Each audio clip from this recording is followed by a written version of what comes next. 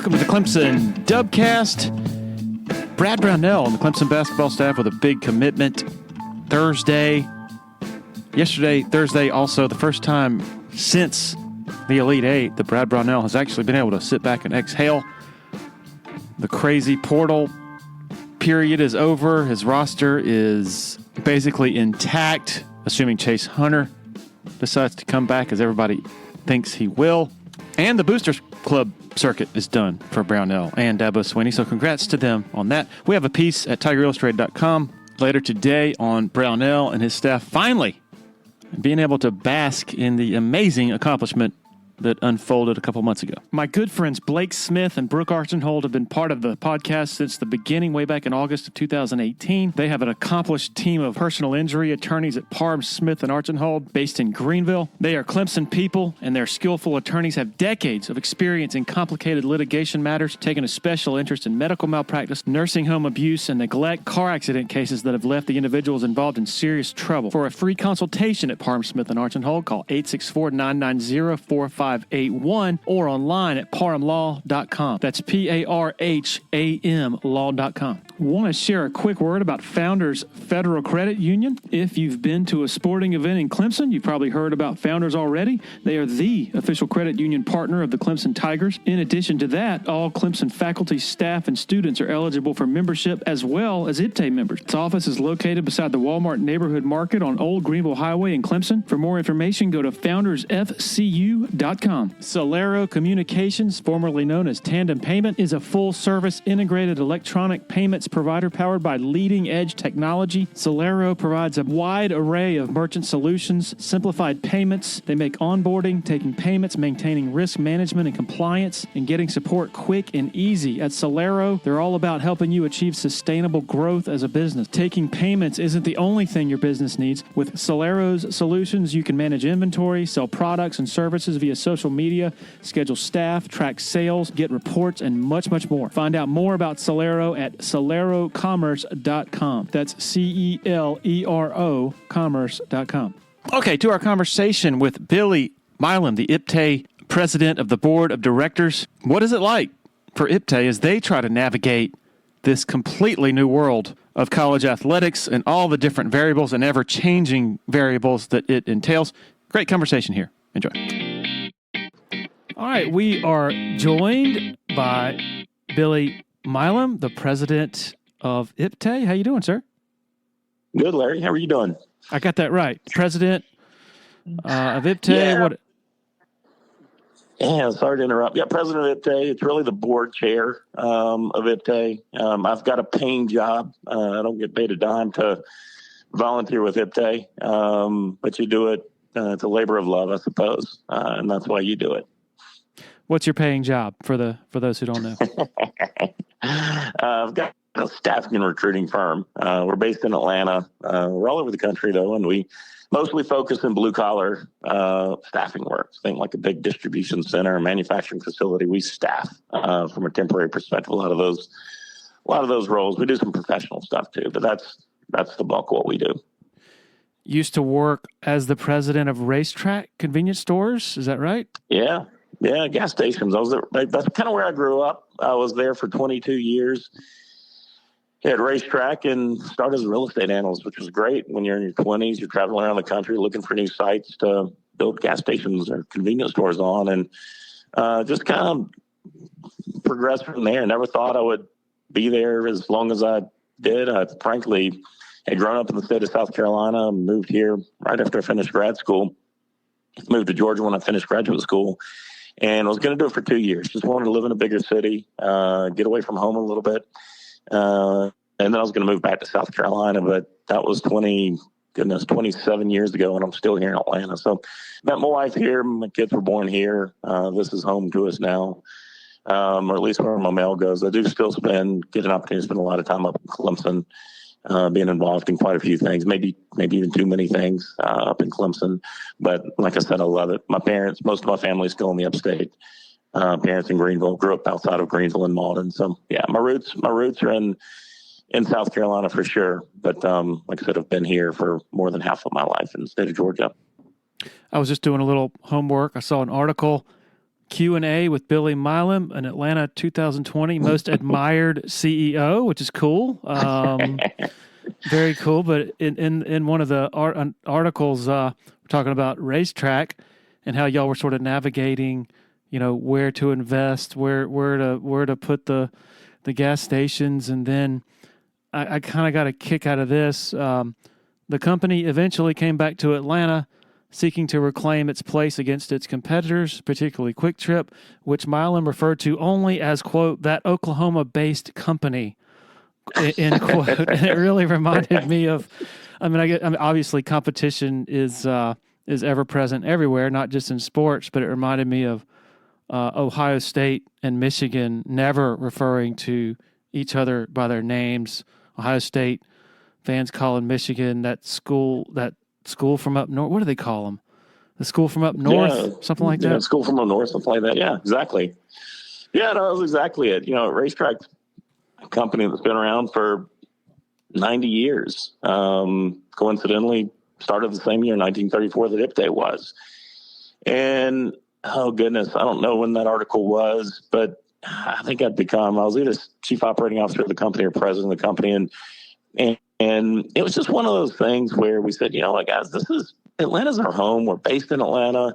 The company at that point was all over the Southeast, a little bit in the Southwest. Texas was the biggest market that they were in, and expanding into the Midwest and into Florida, aggressively down into Florida. But, racetrack at the time was very much second or third fiddle in the state of Georgia, and certainly in the Atlanta market. It was kind of like, all right, it's time to rear back up and take our hometown over. Quick Trip, who is all over the upstate of South Carolina.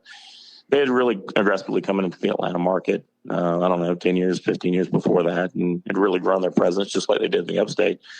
And it was just one of those things. It's like, all right, they've punched us in the gut a few times and kicked us in the knee, and we're down in the corner, and it's time to come swinging back. And so that's what the company did. We did a lot of different things to really note that Racetrack was an Atlanta-based company, and we wanted folks to be prideful of that. And it did more for the company's culture, frankly, than probably anything else, that we weren't just kind of crawling up in a fetal position over in the corner, but rather we were trying to reclaim our hometown to a degree. And we did that. We did a pretty aggressive marketing campaign. Their headquarters, Racetrack's headquarters, I left the company about 5 years ago. Their headquarters is, if you ever watch an Atlanta Braves game, you see left center field, you can see the building. And that was very intentional, and a big, obnoxious Racetrack logo across the top of that building. And I don't even want to talk about how much it cost and what it took to get it permitted, but we were able to get it.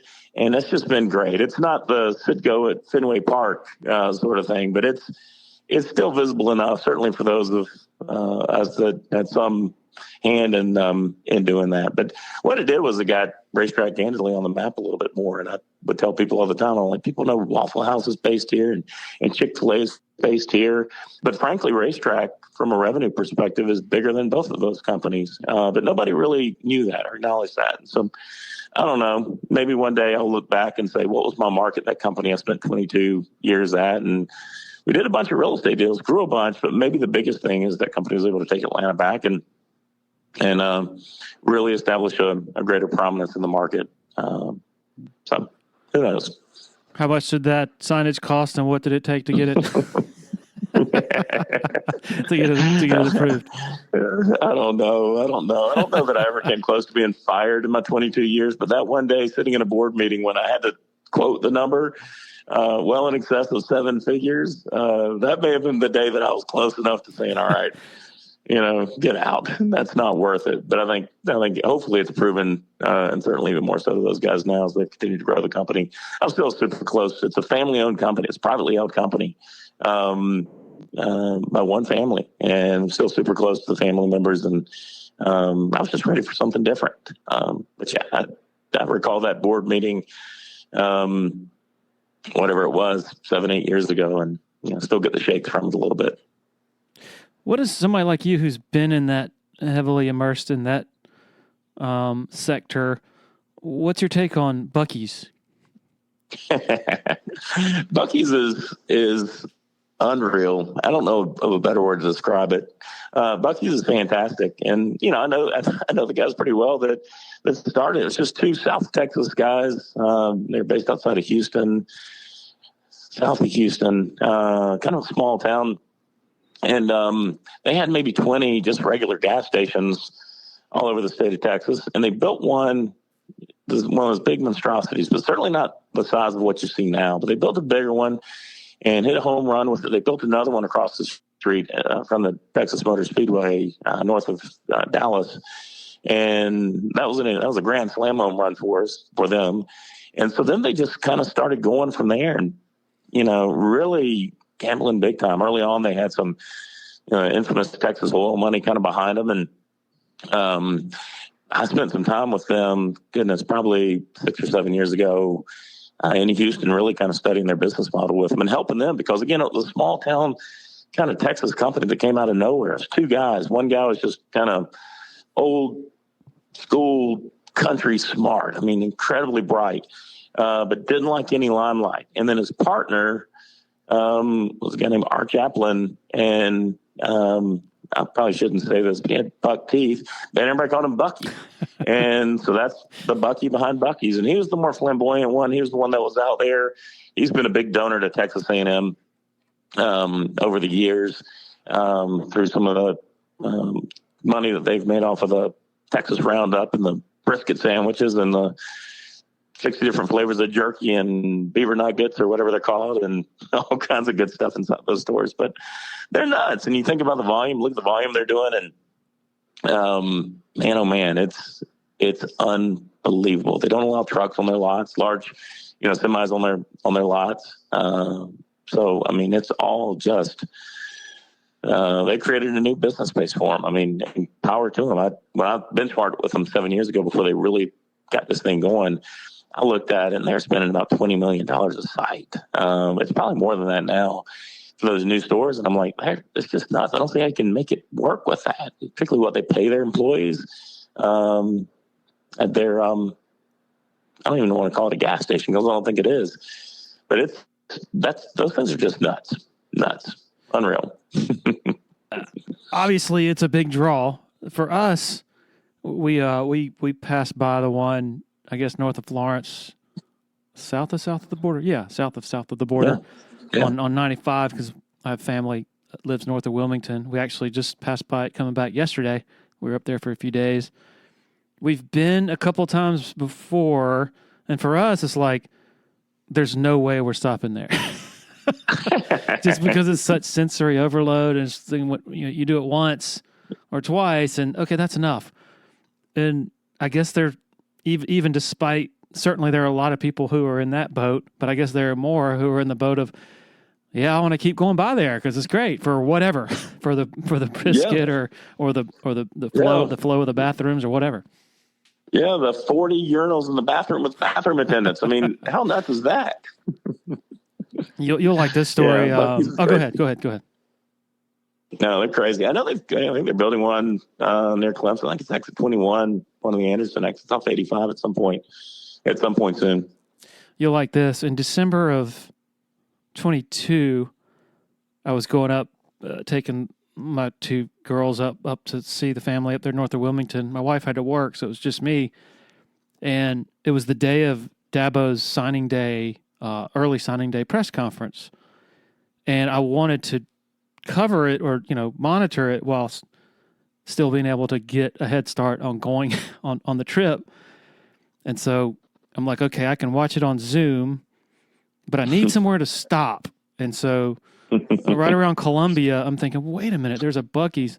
So I literally pulled into the Buc-ee's right in front of the statue, like 2 minutes before the press conference started. Gave my daughters the credit card and said, all right, y'all just go do your thing, whatever you want to do for the next 45 minutes. And so it was my babysitter for about an hour on that trip. So they've got it all. Yeah. Picked up a Yeti cooler or two. I mean, it's just amazing what they have inside that store. So any of the podcast listeners swing by. I mean, it's one of those things where you need to check it off your bucket list. And I don't think I'm overstating that. It's nuts. What does a typical day for you look like?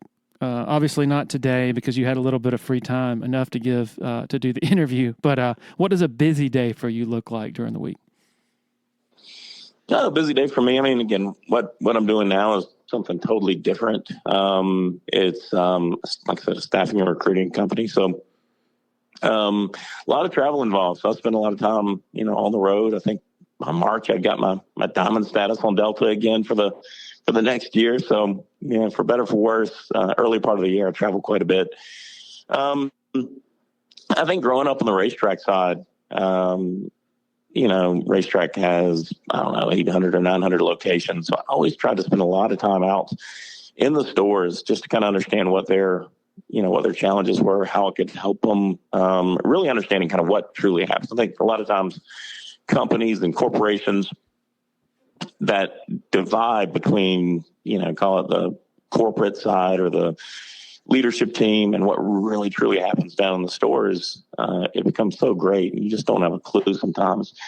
And that's something I really learned through working in that industry. And so I've tried to carry it over into staffing. And we've got, I don't know, about close to 300 branches throughout, like I said, 48 states. And my goal is to hit as many branches as I possibly can. Spend some time on the branches, understand what their challenges are, where I can help them, where our leadership team can best support them, whether it's technology or something else, the way we communicate, kind of where this company going strategically. Whenever I walk into one of our branches, I always try to do two things. Number one, I never wanted to be one of these big town halls where you get everybody together. Those just feel so forced and fake to me. I just much rather swing into one of our local branches. We've got a branch in Anderson, and as much as I'm in Clemson, I'll try to peek my head in there from time to time. Just swing in there and how are you going? How are things going? What can I do to help you? What's your biggest pain point right now? What are we doing really well that we can do 3 times more of? And so just getting that kind of feedback. So a lot of time on the road, a lot of times with clients too. We've got some really large clients, like I said, like distribution centers and manufacturing facilities. So really trying to understand, what is their, call it operating reality. And how can we best support them? We may have some clients that are big, call it retailers, and they may have a big, holiday season coming up, and they need to bring on several hundred temporary employees for, 2 or 3, 4 month period. And, how might we be able to best support them? And then all the way to tell people all the time, we can place you for, a permanent role or for 4 months or 4 weeks or 4 days or 4 hours. We've got a lot of gig type roles. So thinking about that whole Uber mentality or DoorDash mentality from a worker perspective. So we can, particularly in the hospitality world, so like the waste management golf tournament they had, goodness, whatever that was 2 months ago, we had like 600 employees there, all gig and flex employees where they were going in.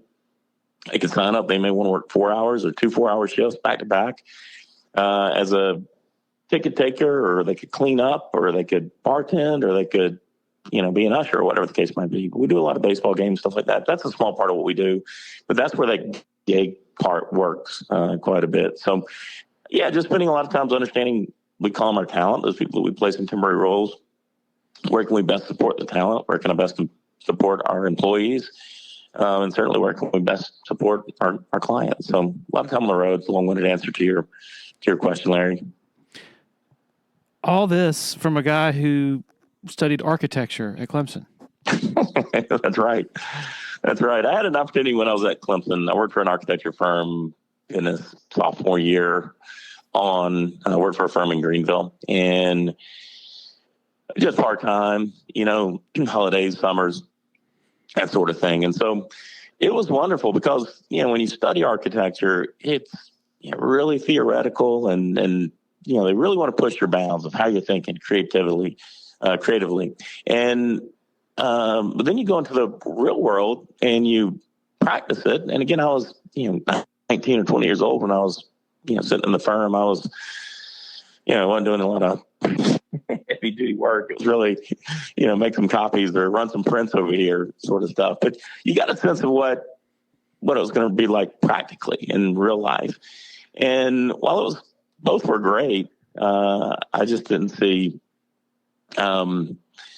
I love the study of it. I love kind of hey, design anything you want to. It's got to have these parameters and go for it. The amount of creativity that came through the Clemson architecture program, still does, I'm certain, was just amazing. I wasn't as good as the best students were when I was in school there, but I really enjoyed it, watching them, kind of come up with incredible creative ideas. And then, but I wasn't as good on the practice side of it either, because those guys kind of knew what was satisfying for the clients. And I was like, well, hang on a minute, you can push the bounds here. And they're like, no, you can't. We can't design something that doesn't have a bathroom. That's not functional, like you might be able to on something that's, I don't want to call it make-believe, but somewhat make-believe when you're in school, designing it. And so I always knew that I was going to go back to grad school and probably do something else. But, junior year, you tell mom and dad, hey, I'm thinking about changing majors. And they say, hey, I don't think you are. So I finished in architecture but I wanted to go into real estate. I liked that facet of real estate. And Clemson at the time had a program called Changing Direction or something along those lines. And you could choose construction or real estate, something that was adjacent to architecture, but wasn't really it. And so that's what I did my last year of college at Clemson. And, wanted to study, or wanted to eventually get into real estate. I didn't know what that looked like, but wanted to eventually get into it, and ended up working for a year for that same firm in Greenville, and then went back to graduate school and just got an MBA. I figured that would give me more options. Studied finance in grad school, and but I always knew I wanted to combine that architecture degree and experience with kind of the harder number side in real estate. And that's when I went to work for Racetrack right after grad school. Like I said, as a real estate analyst, and I had, coming out of school, I didn't want to go just broker deals. Because you got to actually do a deal to get paid. And I really kind of wanted to get paid as soon as I graduated from grad school. And so the corporate real estate route is where I ended up going. And like I said, kind of worked my way up at Racetrack over the years, but started in real estate. And then just kind of went from there. Was it Cliff Hammonds, who the former basketball player under Oliver Purnell, who graduated in architecture way back in the day? Yeah, and how you can be a student athlete and study architecture. I mean, there's a few that have come through. I loved architecture, but it's everybody's like, oh, it's so hard. I didn't think it's that hard as much as it was just time consuming. Because you're in Lee Hall and you are building those models, and those models can be incredibly intricate.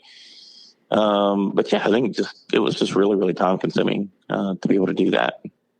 And then for somebody like Cliff to play, a sport at that level and to be as good as he was during that time, I mean, it's pretty remarkable. Dabo Swinney, of course, was in commercial real estate for a couple of years in between his stint as an Alabama coach and as a Clemson assistant coach. Most everybody knows, he was really good at it, at the commercial real estate thing, but you having much more sort of boots on the ground feel for that, and knowing who Dabo is and what makes him a great coach. How would you define or describe what probably made him great at that, just from what you know of that, of the profession, and of him in his as one of the brilliant pieces of the current coaching industry? Yeah, I think this is such an underrated skill that they talk about it some, but not maybe as much as they should. Just that innate ability to relate to anybody. At the same time, being true and authentic to who you are. And that's what Swinney does so well. And he's got a big memory. I haven't spent a lot of time around Coach Swinney, but I've gotten to meet him a number of times, and just a ability to, walk in, talk to the, trustees, or, walk into a recruit's home in small town South Carolina, whatever that looks like, just that ability to relate to people from all different demographic backgrounds and experiences. And he's really good at finding kind of that one thing. What's that one thing that kind of binds him and somebody else? And he doesn't forget it, as you know.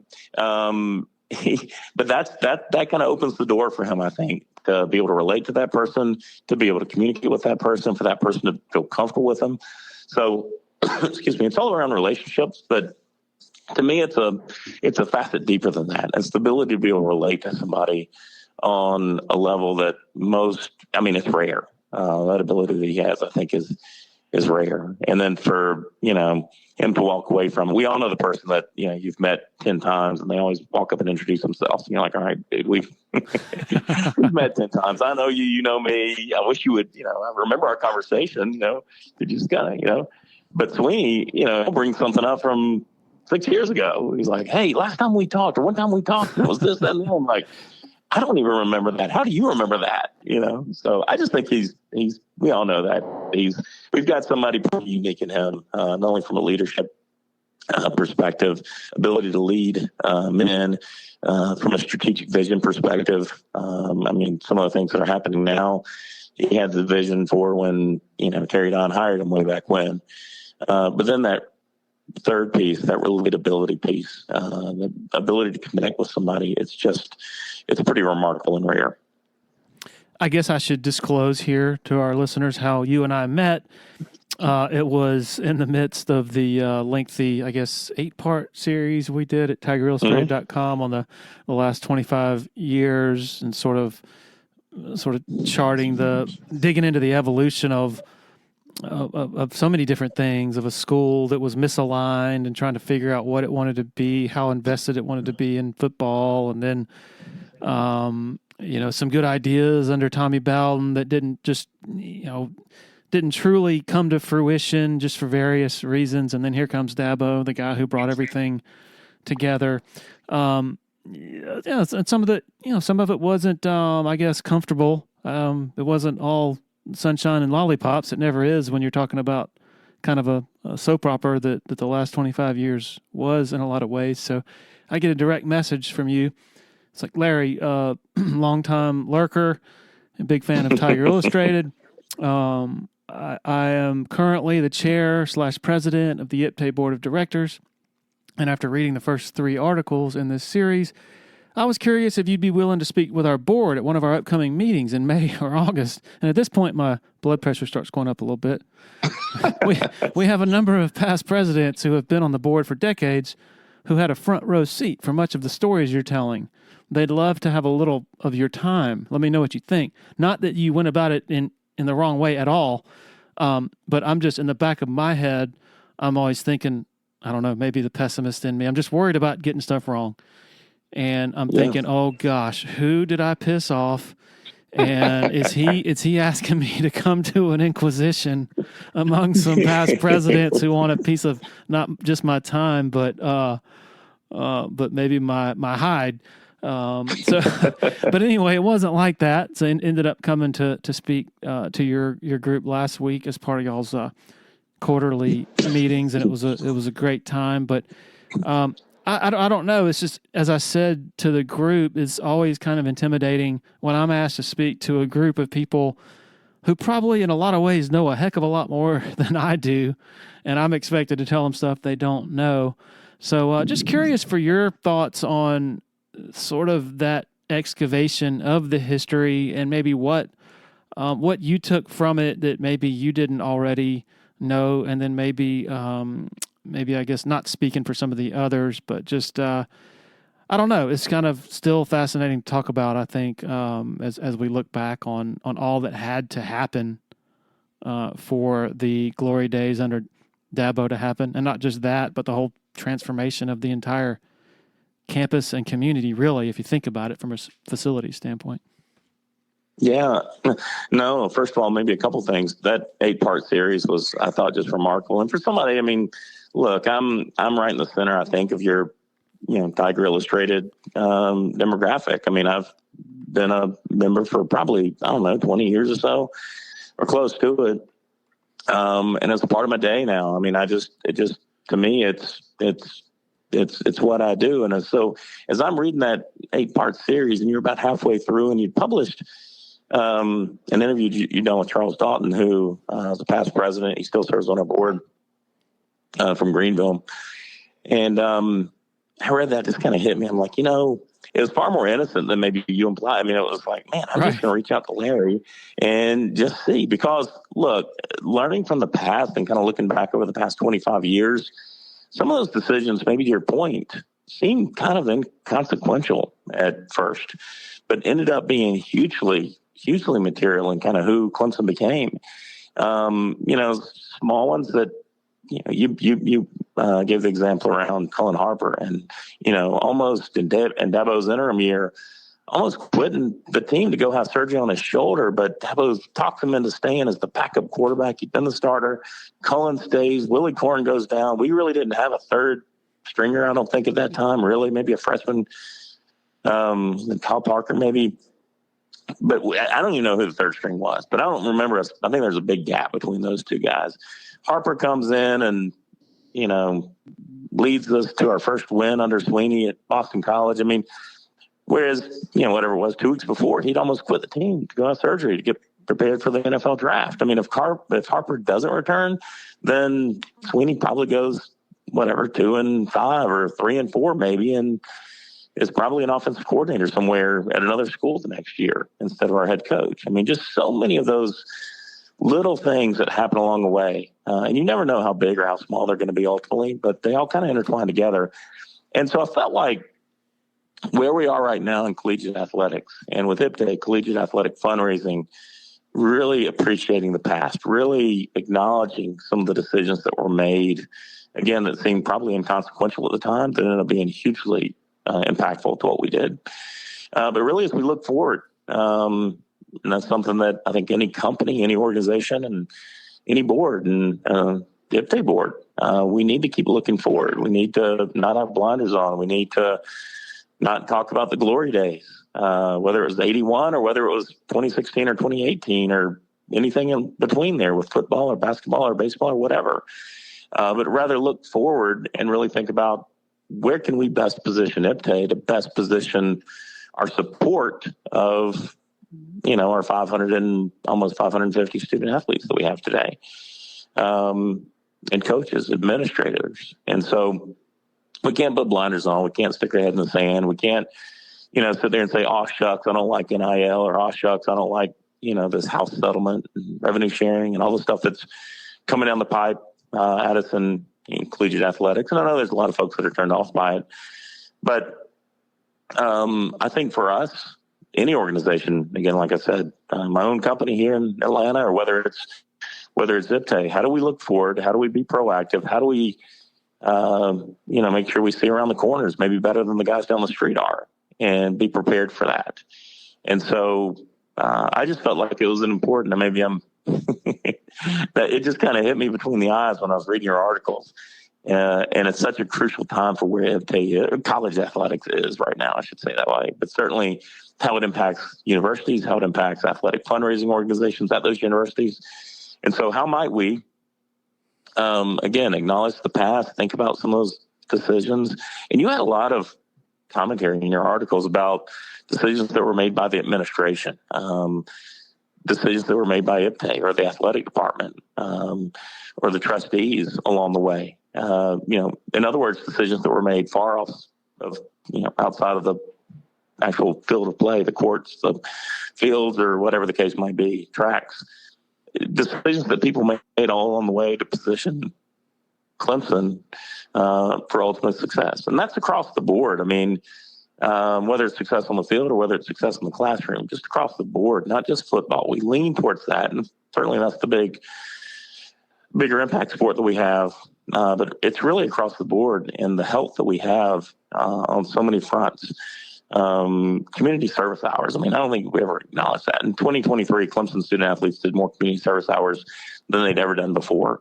You look at some of the statistics around grades and GPAs and graduation rates. And again, people go to football because football is killing it right now in terms of grad rates and GPA and progress in the classroom. Well, the 22,040 IPTAY donors did so much to facilitate a lot of that. But that didn't happen by accident. A lot of people along the way, a lot of people love Clemson, the university, our sports teams, our student athletes, really made decisions along the way. And I just want to make sure we keep that at the center. Remember our mission. I mean, the world's going to change a lot on the outside. There's going to be a lot of noise. But if you ever listen to, especially Sweeney, he talks about being a purpose-driven program. And rarely does he talk about wins. Rarely does he talk about, yards gained or, where we ranked in total defense for the year. He talks about graduation rate.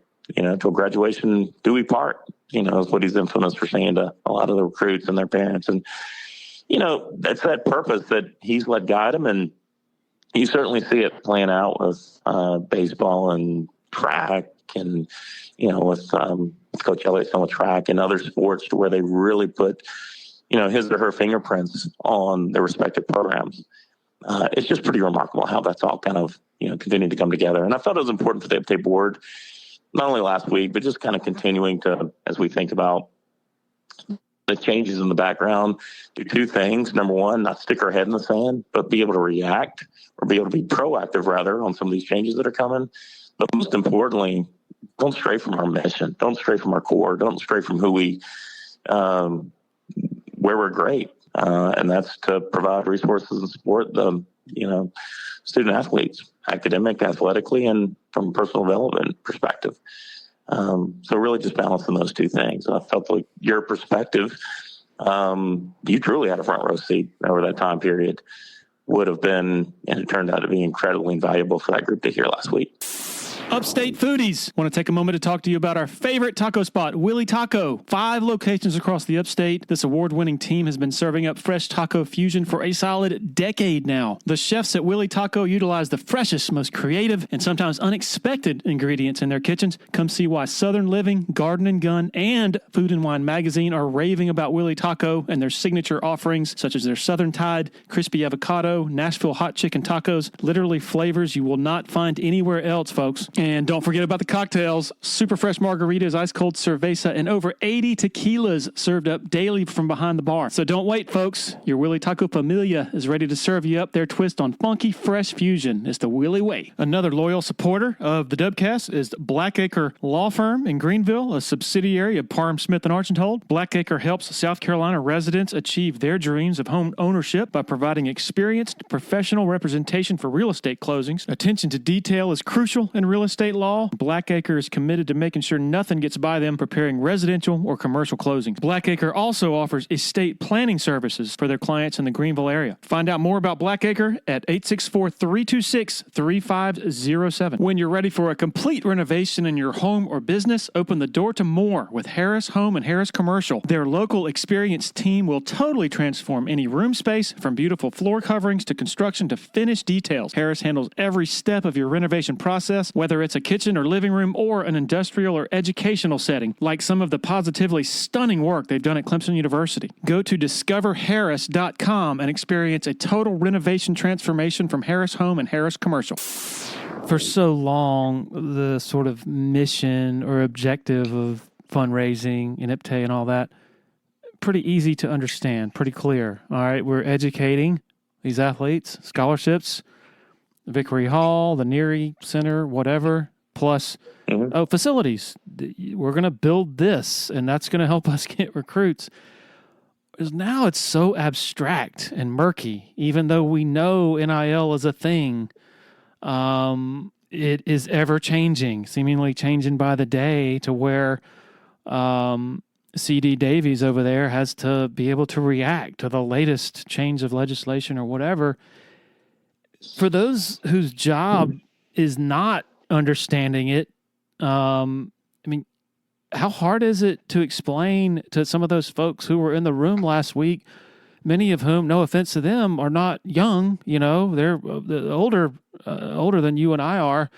How do you convey that to them while also conveying urgency, things that don't really compute with, I mean, heck, I would say even quite a few younger fans it doesn't compete with them either, because they don't really, it's hard for them to buy into a lot of that as far as NIL goes. How do you, the job of messaging strikes me as being pretty difficult as you're trying to convince people to, hey, you need to get on board with this. Yeah, I mean, look, there's maybe two things I'd react to there. Number one, about 5 years ago, IPTAY decided we're going to do a strategic plan review. Kind of who are we? Let's go out to our donor base and solicit their input.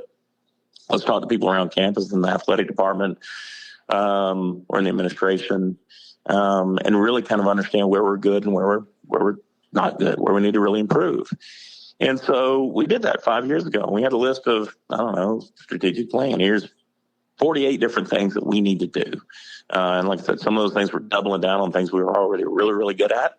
And other things we're saying, we need to really upgrade technology. We really need to upgrade communication. We really need to make IPTAY feel less transactional, where I write a check or give you my credit card and I get seats or a parking pass.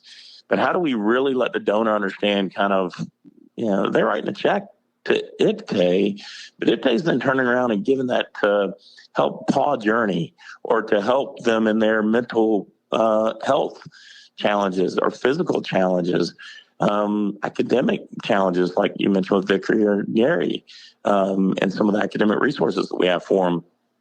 But really, how are the 22,040 donors really helping to support those 540 student athletes that we have, and return to that mission piece? And so we talked about all those things as part of our strategic plan. Some we've been successful on, some we haven't. 2 years ago, just 2 years ago, May of 22, I still got the notes from it. We gathered in a room and we had different folks sitting around the table. Graham and some folks from the athletic department were there, and the IPTAY executive committee of the board was in the room, and the IPTAY leadership team was in the room. And we said, all right, here's where we are on the strategic plan. We're 3 years into a 5-year plan. Where do we stand? Are we just trying to finish a list of things to do? Or are we really trying to say, you know what? Gosh, these things that 3 years ago seemed really, really important maybe aren't as big a deal anymore. And so that's what it was intended to do, just kind of reboot. And so we did, I think, a nice job of kind of capturing where our big focus was going to be. We had top 4 or 5 areas of focus. Off to the side, though, was something to under the something to watch list was NIL. And it was kind of bubbling, and there's something going on there. Not sure what it's going to look like or where it's going, but we just need to watch it. And now 2 years later, it's what most folks are talking about. And so to get to your question, 2 years ago, it wasn't on the radar. Even a year ago, it was just kind of, hey, this thing's coming. You got Tiger Impact and dear old Clemson out there. They're doing some stuff that's kind of cool. I don't know where Clemson rates in terms of NIL funding. And gosh, I heard Tennessee just paid $8 million to some quarterback. Holy cow, how'd they do that sort of stuff? And you hear about those stories. But even then, is Tiger Impact really going to do what it needs to do? Dear old Clemson, what's their purpose? What are they trying to accomplish? And it's just kind of evolved since, and it evolved in a really, really quick way to where you mentioned CD Davies, who runs 110 Society. That's our single collective now. To your earlier comment, state laws have changed that enable, and NCAA guidance has changed too, quite frankly, with Charlie Baker coming in as new head of the NCAA, and has really been a lot more progressive, believe it or not. Progressive NCAA doesn't not coupled that often together. But Baker's been a lot more progressive than maybe what we've seen, certainly than what we've seen under Emmert and others in the past with NCAA. So he's really kind of opened that door. The problem is, again, everybody uses the phrase Wild Wild West. It's still kind of the Wild Wild West. Nobody's really sure the guidance. And so, today's May 22nd. I think tomorrow, you saw yesterday, the ACC has agreed to the House settlement. The Big 12 was the other. I think today, maybe you'll see the SEC and Big 10 agree to it. So the Big 4 will say, yep, we support the House settlement, which is really, it was a court case that was supposed to be heard, in January of next year. And so they're accelerating the settlement of it. What that's going to do is really radically change this whole construct of collegiate athletics in terms of how they're paid. Essentially, it will, cause back pay to student athletes. I think it's going back to 2016 or something. That'll come out in part of the settlement, or has come out in part of the settlement. They'll also maybe have some modification to scholarship limits. And this isn't any insider information. It's all out there. You're my best source of information a lot of times, but some of the national writers that are covering this sort of stuff, all this is out there. So it's really kind of a three-pronged deal to where, A, it's back pay. That's what you have to do. But then the other two things you can choose to do. One is revenue sharing. And it could be $20 million a school revenue sharing to the student athletes. How that's divvied up, I have no idea. I don't know that the folks that are making these decisions right now have any idea. But that'll be a piece of it. And then, like I said, there may be some kind of scholarship limit deregulation, if you want to call it that. That, again, is not a mandate from the government, but it'll lift the limits on certain sports for scholarship limits. So, an SEC or Big Ten school with, their media rights and the money that's coming from something like that, those guys will probably be able to have a greater number of scholarships in certain sports. Who knows? Point being, and getting back to your original question, that's just such radical change. And it's happened so quickly. Going back 2 years ago when NIL's off the corner of the page saying, hey, let's just watch this, to NIL's come from, totally unregulated. Nobody really wanted to touch it, to certainly a more regulated proposal that the House case will give us guidance on and give athletic departments and athletic fundraising organizations guidance on. But goodness, it's just pretty radical. And it started out, I'll say this from an IPTAY board perspective, how do you manage the change? It's any company that's going through radical change, organization going through radical change. It's the same thing kind of what we've talked about. Because early on, there was a lot of, that seems egregious. I don't want to do this, and I'm going to kick and scream, and I don't support it, and just let them do it. Just let others do it. We're going to remain Clemson and do it the way Clemson wants to do it. And I think in this new construct, that's just not feasible. It's possible unless we want to really change our expectations of what we want out of our athletic programs. We've got to be able to compete against people that we would say are our top competition, University of South Carolina, Alabama, whomever. And so we're going to have to adjust to that and adopt that. What we started doing from an IPTAY board of directors perspective is really started talking about that, pretty deeply. Starting a year ago, we engaged an outside firm to help us. One of the reasons we like the outside to help us with a new strategic plan, because it's going to be radically different going forward. One of the reasons we like the firm that we chose is because they had somebody on a retainer that she could come in and help us. She's one of the foremost experts on all of these things that are going on in collegiate athletics. She's an attorney down in Florida. That's on ESPN a lot, other shows a lot, and talks a lot of NIL. She's done a nice job of helping us kind of better understand, without saying what schools are doing what, but it feels like this is what school X or school Y or school Z is thinking about in terms of how they're approaching it. And it's really enabled us to, again, take a more proactive position on it, but really kind of see around those corners a little bit better than maybe we would have otherwise. And so it's just continued socialization or communication or whatever you want to call it with that group. And I think we've got an opportunity to be better with our donors too, and really continue to educate and socialize some of these changes with our donors. Sweeney says it best.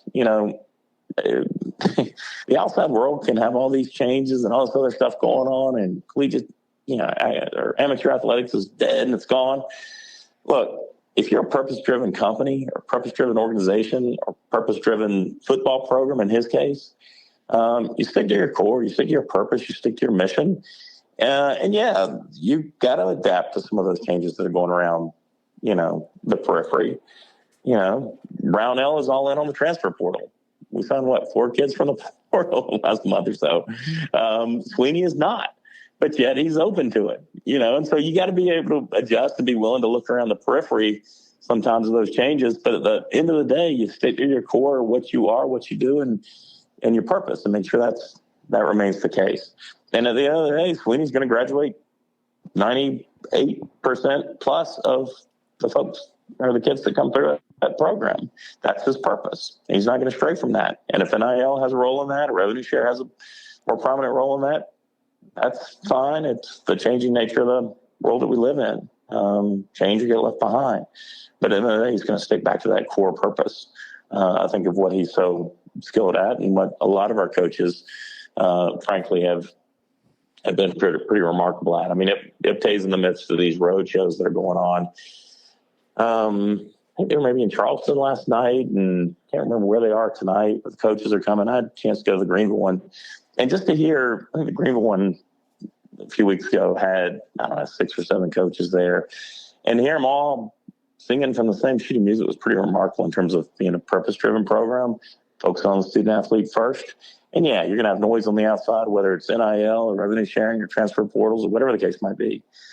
But stay true to your mission and your purpose, and you're going to be okay. And I think that's true for any company. Otherwise, you're rudderless and you're, shifting at every whim and, bit of news that comes out. And, that's where you see companies disappear, organizations disappear.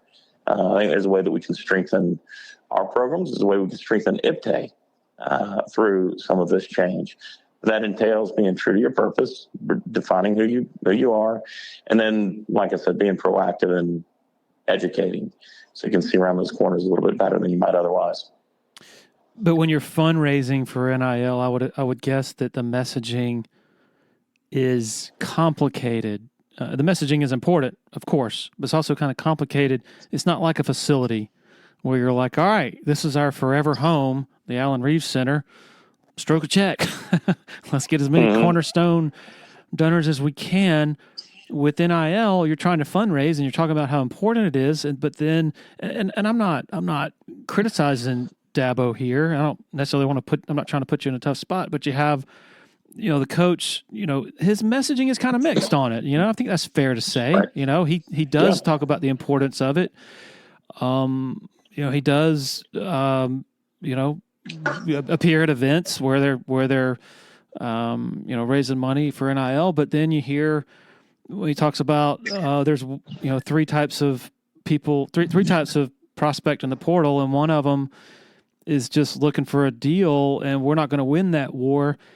To me, that's a little jarring because I can't imagine him, 10 years ago saying, well, we're not going to win that war on facilities or with staffing or anything like that. And so to me, that introduces a more complicated sort of variable to the sort of pursuit of the fundraising pursuit. Does that make sense?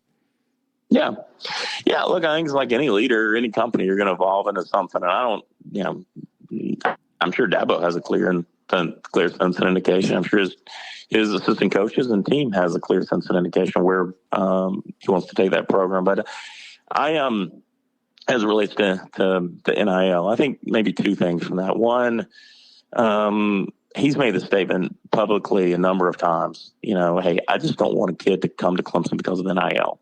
I don't want them to do it. And that was largely within the NCAA rules. Now, I think they've kind of changed clarity and they put a word called inducement in there, which I think enables certain schools to dangle those carrots. But Sweeney, I think he said it publicly again, and I don't want to speak for him, but hey, come here because Clemson is who we are. Come here because you want to graduate. Come here because you want to be developed as a person. And you know what? We don't want NIL to be the reason you come here, but we don't want it to be the reason you leave. And so we'll take care of you when you're here. But, I heard him, probably a month and a half ago, ask a group of supporters the question. He's like, how many dollars do you think I've, because right now we got like the number 2 or number 4 recruiting class, whatever it is. He goes, how many dollars do you think I've promised to those recruits that have committed to us? And, it's kind of silence in the room. And he's like, 0. I've committed $0 to any of those kids because they're coming here because they want to be a part of Clemson. Now, look at what we've done with the cab that's in the indoor facility. Look at where we've supported NIL from that perspective. We want those kids to go out and be able to market themselves and drive some of those NIL opportunities for them. We will give them the resources to do that. IPTAY donors have donated to be able to give them the resources to be able to do that. But don't want to be the reason you come. And so, yeah, I think it's a tough message, but I mean, Sweeney about as well as anybody, not named Kathleen. I mean, you and others. I mean, it's just he's going to be who he is, and that program is going to have his fingerprints on it. And again, not to make this just about football, but I think you see a similar thought and approach that's pervasive amongst all of our programs. No, and they're going to, again, we just said Brownell, he's got 4 kids coming in from the portal. We used the portal effectively last year with Gerard and the kid from Air Force who was injured. But, it's just an openness and an ability to do things. But at the end of the day, that level of support, academic support, mental support, wellness support, nutrition support, all that's going to be the common core. And then you ladle on top of that what makes Clemson and, that little part of northwestern South Carolina so unique and special. And it's a pretty good mix for success. And we have to be fair to him on the other side. Like, his program is in pretty good shape. I dare say, I would bet that if you were to add up the number of players who came to him after the season and said, hey, man, I need a better deal, which probably drives him up a wall, particularly players who haven't done anything yet. If you compare that number, let's just say it's 7, to any of the other prominent programs out there, like top 10, top 15 type programs out there, or maybe like top 5, top 6, I would bet that it'd be that number would be well higher at those other schools. And so that's the part that is not really part of the conversation when, like over the last week when he's been getting just torn apart for his quotes about the portal. That's not a part of the context in that conversation, but in fairness to him, it is absolutely a part of the context. Any objective assessment of it has to include that. Nick Saban, one of the reasons he's playing golf right now is probably because of the number of players who came to him after the season who hadn't done anything, saying they needed better deals or more playing time or whatever. That number was significantly higher, I believe, than the number that Dabo confronted. And it should also be pointed out, the jury is still out on this, right? Like if they have a really good season this year and accomplish what they want to, then that is a thundering argument to the contrary, that, hey, maybe the cultural slow cook approach actually works, and you can recruit to that. He already is recruiting to that. So I think we need to be fair to Dabo. If we're gonna critique him for, some of the things he said last week about, we're not going to win that war, or saying our portal is high school, which I don't think he should have said, but still. Everybody's transferring, right? Come on. The essence, transfer from high school to college. Come on. The essence of it is still, I think there's a lot of substance to his model, and the jury is still out. I agree. Saban's been public. 30 some odd kids came to him in the last season and said, I need more if I'm going to stay. So what's it going to be? And he said, not a single one of those 30 something kids that came in my office that day said, how am I going to get better? What do I need to do to get better? It was all about, the money piece of it. And he goes, damn, that's the shame of it. But I think once you really open that door wide, you get something like that. I've also heard Sweeney say, look, I had 2 really difficult conversations, and unfortunately we had 2 young men leave our program. And I'm sure behind the scenes that I or others certainly don't know anything about.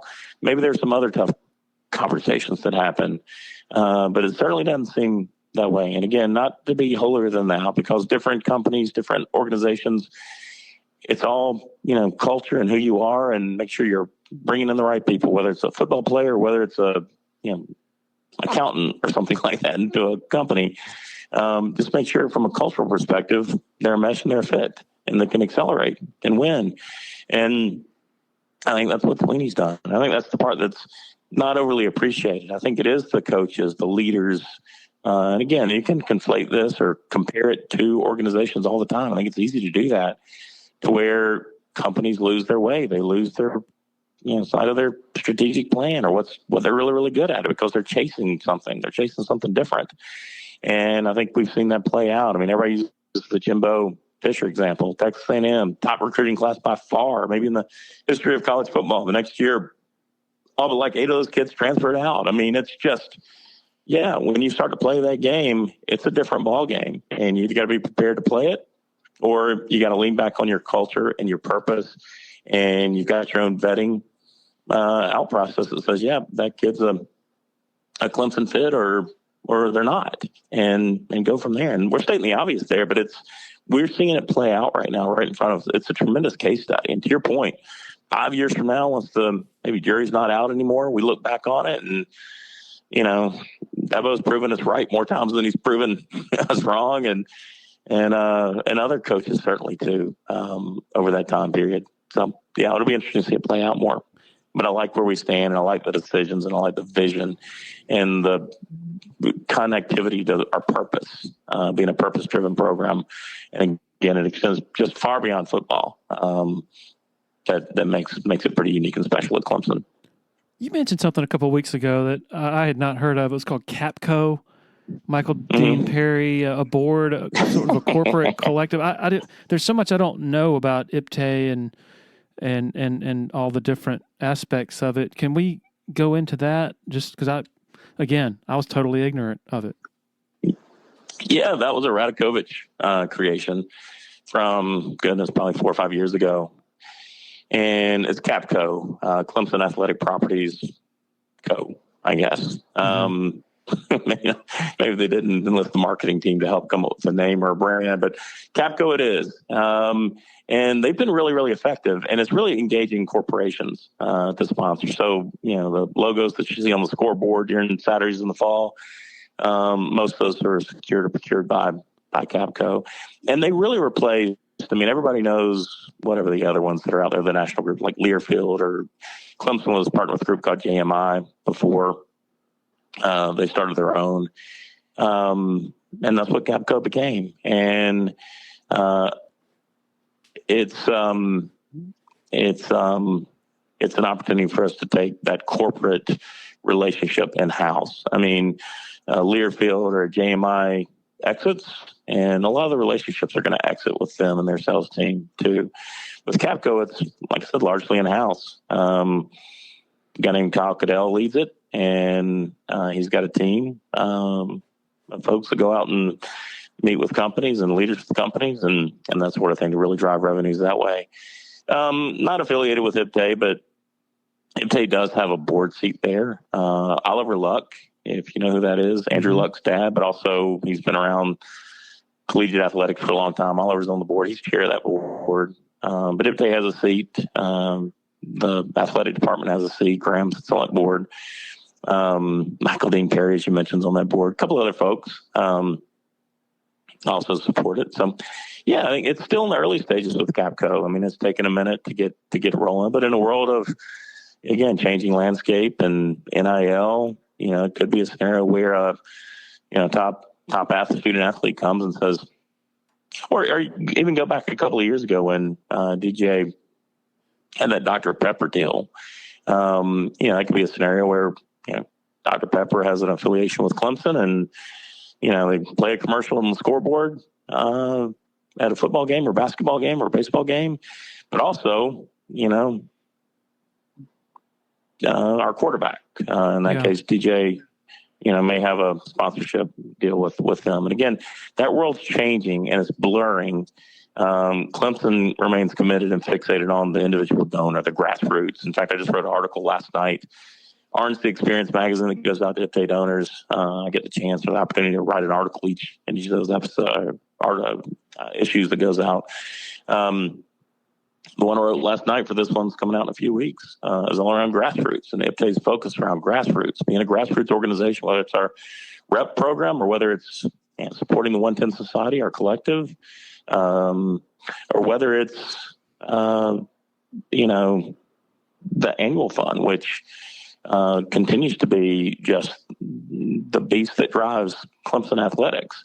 Those 22,000 members of IPTAY that donate each year to support our student athletes will break a record this year in that annual fund. Again, it's grassroots. It's many, many people giving whatever they can that adds up to much. And it goes back to 90 years ago when Rupert Fike started IPTAY. And others started IPTAY, is that, hey, we got to compete with the big flagship university down the road in Columbia. And, those guys have doctors and lawyers, and we've got, farmers, and, maybe farmers aren't making as much money as the doctors, lawyers. So instead of relying on a few to give a lot, we're going to rely on many. And hopefully that math adds up to a lot to be able to compete with these guys. I mean, that was the whole formation of IPTAY 90 years ago. And it's what we try to remain true to this day, is that grassroots effort, that individual donor, and, giving whatever he or she can afford to give and support Clemson athletics, and, get their tickets or whatever the case might be. But really, it's that grassroots approach. It's what, again, I think continues to separate us. Can you educate me and I guess the listeners as well on the evolution of change at IPTAY over the last, decade or so? Like, became was it a 501c3 independent report and reports to the president and not the AD? All that is just sort of jumbled in my head. I'm just sort of throwing all those terms out there because I don't really know what the evolution was like. Can you educate on that? Yeah, about 11 years ago, it did become a standalone independent 501c3 organization.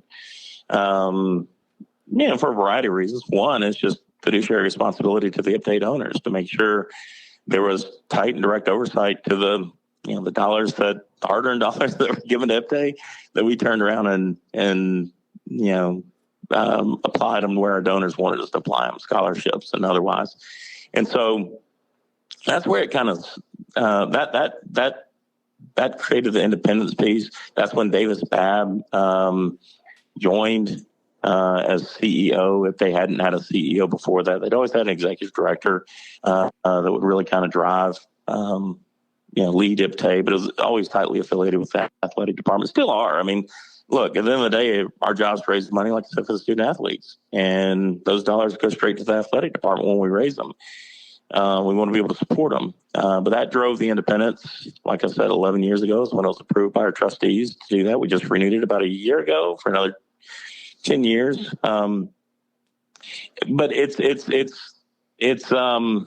IPTAY, just like the entire university. If you look at over the last 10 years, it's a pretty unique confluence of events, with President Clemens coming on board just over 10 years ago, Graham Neff joining, and again, Radakovich was a tremendous athletic director.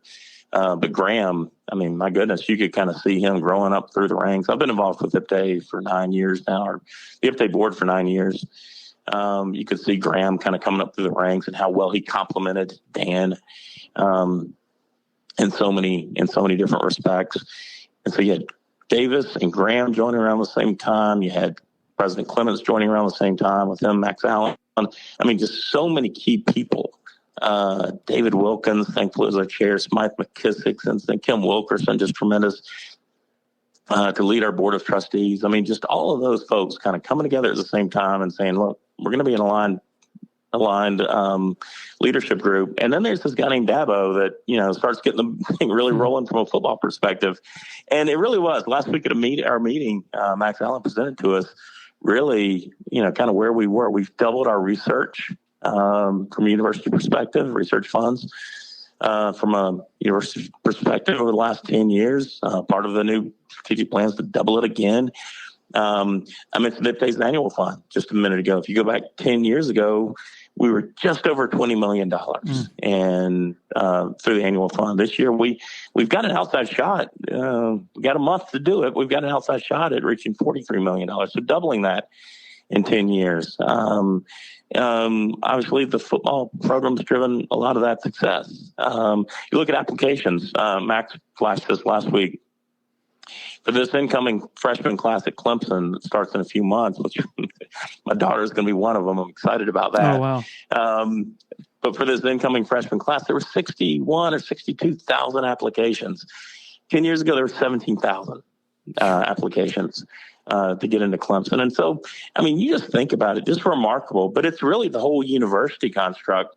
And IPTAY's been able to keep track of that and continue. Our donors have continue to be able to support that along the way. So I don't know if that answers your question. That's kind of the way I look at it. That's the way I think about it, and kind of how we've been able to grow that base. 40% increase in IPTAY donors during that time period too. So pretty remarkable. Wow, impressive. Billy, is there anything I didn't mention or left out you think needs to be a part of this? I don't think so. I mean, just a lot going on right now. The biggest thing, and maybe two things. One, just continue feedback from our donors. They're not shy. They provide good and maybe constructive feedback a lot of times to us. We want to get better. And again, I say we. I'm just a board member, and I help to support the leadership team of IPTAY and the broader construct of the university. But just help us continue to get better. Appreciate what we're doing really, really well. We'll continue to study this changing landscape. Like I said, the House settlement, some of that work will become more clear in the next few days. There's an article in the Wall Street Journal this morning about private equity and really getting involved in collegiate athletics. And again, whether that becomes something with Clemson or not, who the heck knows? But it's just all of this stuff going on. So just continued perspective into this weird time that we're dealing with. But knowing at the core, our purpose is our purpose, and Clemson's going to remain Clemson, and that's not going to change. And so, no, I think we covered a lot, Larry. Yeah, we sure did. Well, I do appreciate you reaching out a while back, and certainly appreciate your support of TigerIllustrated.com for, I guess, 2 decades, and look forward to continued communication with you, man. Thanks a lot. Enjoyed it, Larry. Thank you again for the time and the opportunity to do this. He did say, go Tigers there, but I had already hit stop. Apologies for that. Interesting perspective there on so many levels from the IPTAY side of things as they try to fuse the traditional with the almost completely unrecognizable structure of things when college athletics moving forward. Appreciate the support of our sponsors as always. And of course, thanks to every one of you for listening. Really, really appreciate it. Cheers.